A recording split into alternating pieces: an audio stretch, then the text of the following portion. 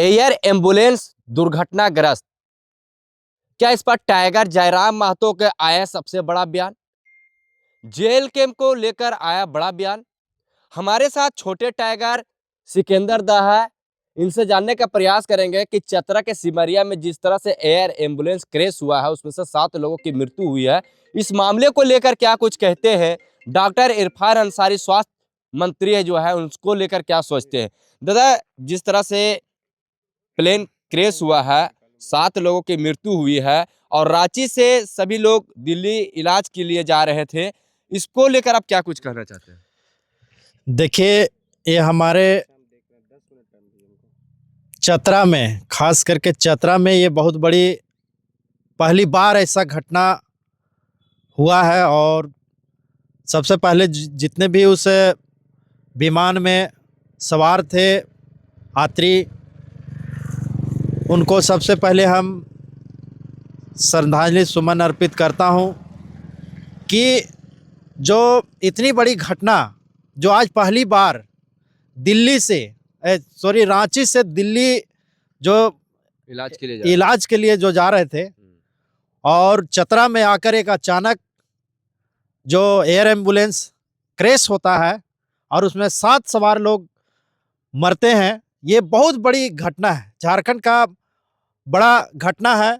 ये दुर्भाग्य है कहिए झारखंड का कि शायद अगर एक गरीब परिवार, गरीब व्यक्ति के साथ इस तरह का होता है तो ये बहुत बड़ा उनका परिवार टूटता है। एक सवाल है कि क्या झारखंड में इलाज का अभाव था? यहाँ पे उस तरह की हॉस्पिटल नहीं थी जिसके कारण दिल्ली शिफ्ट किया जा रहा था?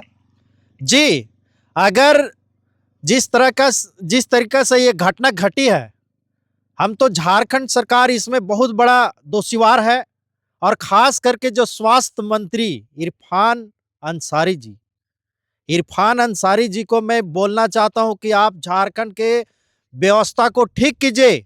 शायद इस तरह का जो घटना घटी है, अगर जो व्यवस्था दिल्ली में था वो व्यवस्था अगर रांची में होता, हमारा झारखंड में होता, तो शायद वो संजय जी जो हमारे चंदवा लातेहार के रहने वाले थे, उनका ऐसा घटना नहीं होता है। अगर ये व्यवस्था हमारी झारखंड में रांची में होती तो शायद दिल्ली जाने की नौबत नहीं होता। इतनी बड़ी राज हमारा झारखंड राज, और झारखंड राज्य में इतनी कोयला, अब्रक, इतनी अकूर संपत्ति होने के बावजूद झारखंड में क्या चीज का कमी है?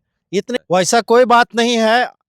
2-2 बार यहाँ पे जेएमएम का सरकार रहा, फिर भी क्या यहाँ पे ठीक है, ड्रीम्स 2 का तो आज नया आया है, लेकिन ये रिम्स जो इतना बड़ा हॉस्पिटल है उसमें तो व्यवस्था होनी चाहिए ना।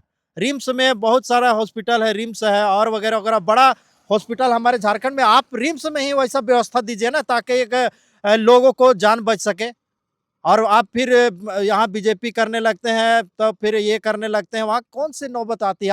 आपकी सरकार है अभी अगर अच्छे डॉक्टर वहाँ पे होता, अच्छा मेडिकल होता, तो शायद एक जो लोग मरे हैं वो दिल्ली नहीं जाना पड़ता। दोषीवार किसको मानते हैं? क्या वहां पर जब एयर एम्बुलेंस जो उड़ान भरी थी, क्या वहां पे चेक बढ़िया से नहीं किया गया, या फिर मौसम के कारण इस तरह की घटना घटी होगी? देखिए, हम सबसे पहले तो दोषी अभी सरकार, वर्तमान सरकार जो इरफान अंसारी जी है, उनको हम दोषीवार देते हैं कि एक गरीब व्यक्ति, और वो भी दिल्ली जाता है, वो भी 8 लाख रुपया कर्जा, जैसा कि न्यूज वाले दिखा रहे हैं कि 8 लाख रुपया कर्जा ले करके और एयर एम्बुलेंस करते हैं और दिल्ली जाने की तैयारी बनते हैं। अगर उनका 8,000 क्या 80,000, 1 लाख में ही अगर वैसा व्यवस्था होता हमारा झारखंड में, उनकी जैसे हालात थी उस, अगर यहाँ पे डॉक्टर होते, वहाँ पे मेडिकल की सुविधा यहीं पे ठीक ठाक होता, तो वहाँ जाने की क्या जरूरत थी?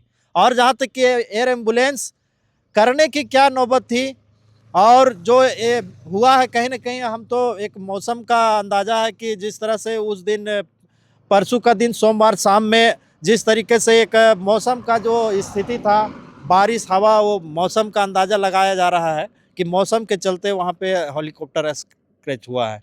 लेकिन जब इस मामले को लेकर मुख्यमंत्री के पास मामला पहुंचा, मुख्यमंत्री से जब सवाल किया गया कि पीड़ित परिवारों को क्या मुआवजा मिलेगा, लेकिन साफ तौर से स्पष्ट अभी तक उन्होंने साफ तौर से नहीं कहा कि पीड़ित परिवारों को हम मुआवजा देंगे। कि इस मामलों को लेकर क्या कहना चाहते हैं? क्या कहेगा हेमंत सोरेन, क्या कहेंगे? एक मोबाइल पर सिर्फ एक वो बोल देते हैं कि मैं संवेदना व्यक्त करता हूं, तो उनके परिवारजनों के साथ हैं। क्या साथ हैं? अभी तक आपने कहा नहीं कि कितना मुआवजा देंगे, क्या मुआवजा मुआवजा देने की सिर्फ बात करते हैं। अभी तक तो उनके परिवार को सांत्वना भी नहीं मिला है।